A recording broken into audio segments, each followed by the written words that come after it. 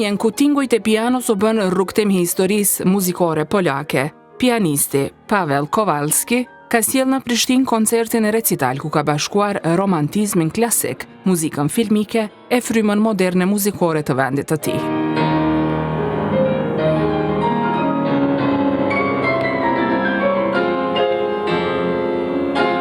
Organizuar nga Filharmonia e Kosovës, publiku në ateljen e Pallatit të Rinisë dhe Sporteve për 1 orë e gjysmë ka ndjekur programin e ndërtuar me kujdes me vepra të figurave të shquara të muzikës polake, që nga Chopin e deri tek kompozitorët tjerë.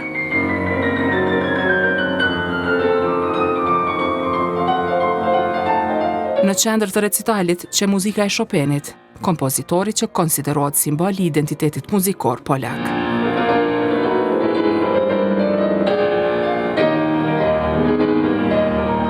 Pianisti i shquar polak e ka konsideruar kompozitorin e njohur botërisht si prej më të rëndësishmëve e më reprezentues në skenën botërore për kulturën muzikore polake. Chopin është natyrisht kompozitori më i rëndësishëm polak me diversitetin e muzikës së tij, të zhanret, siç janë mazurka, poloneza, prelude. Mendoj se kam luajtur të paktën 5 ose 6 zhanre të ndryshme nga Chopin sonte. By Chopin tonight.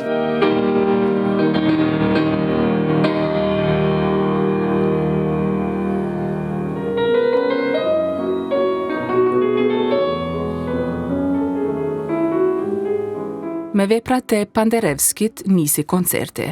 Recitali solli edhe një kapitull të rëndësishëm të muzikës polake të filmit.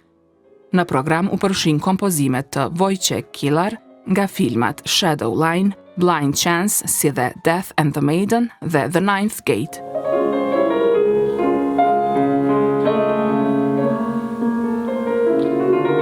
Për Kowalskin, kjo pjesë e programit kishte edhe vlerë personale. At least one of them I knew personally, Wojciech Kilar, who was... Të paktën njërin prej tyre e kam njohur personalisht. Pra Wojciech Kilar, i cili ka qenë kompozitori famshëm i muzikës klasike, bashkohore, por edhe filmit. Ai kompozonte për filma. Dracula nga Ford Coppola është me muzikë të tij ose Porta e Nëntë dhe Pianisti nga Polanski. Shumë filma të tjerë të famshëm të Andrzej Wajda. E njeja personalisht, kështu që luajta koncertin e tij për piano, të cilin e luajta 3 javë më parë me një nga orkestrat filharmonike të Polonisë dhe sonte edhe duke përfshirë muzikë filmi në recitalet e mia. Sometimes including film music into my recitals.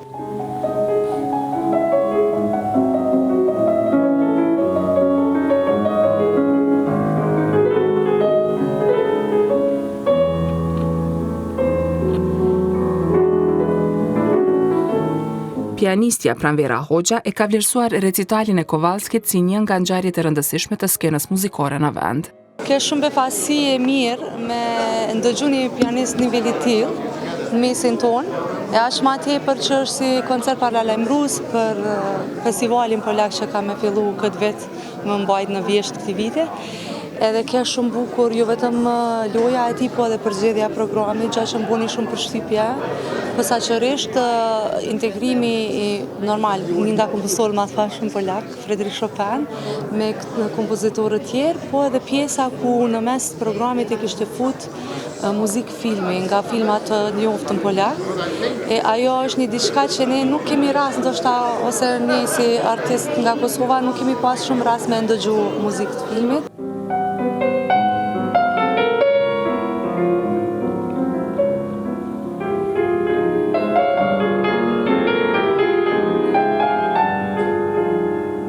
Ka veçuar interpretimin e mazurkave të Chopin. Dhe loja e tij ishte shumë e bukur, shumë e delikate, posaçërisht mua më pëlqeu loja e tij e butë edhe në interpretimin e mazurkave. Ajo është që mua më flajti më tepër. Kam gjithmonë kënaqësi të madhe kur vinë pianistat niveli të tillë në mesin tonë, pasi që publiku jonë ka mundësi nga afër më njoh me këta pianistë, po dhe me ndëgju lojën e bukur që ata bëjnë.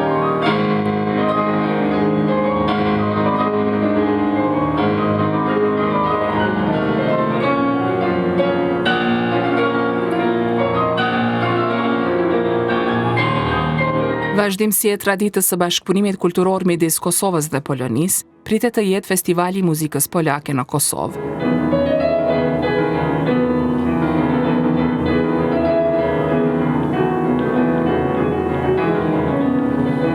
Filharmonia e Kosovës do të vazhdoj këtë shkëmbim përmes një turneo në tetor, duke prezantuar 3 koncerte në bashkëpunim me Filharmoninë e Krakovës dhe Dembica, si dhe një koncert të 4 në Varshavë.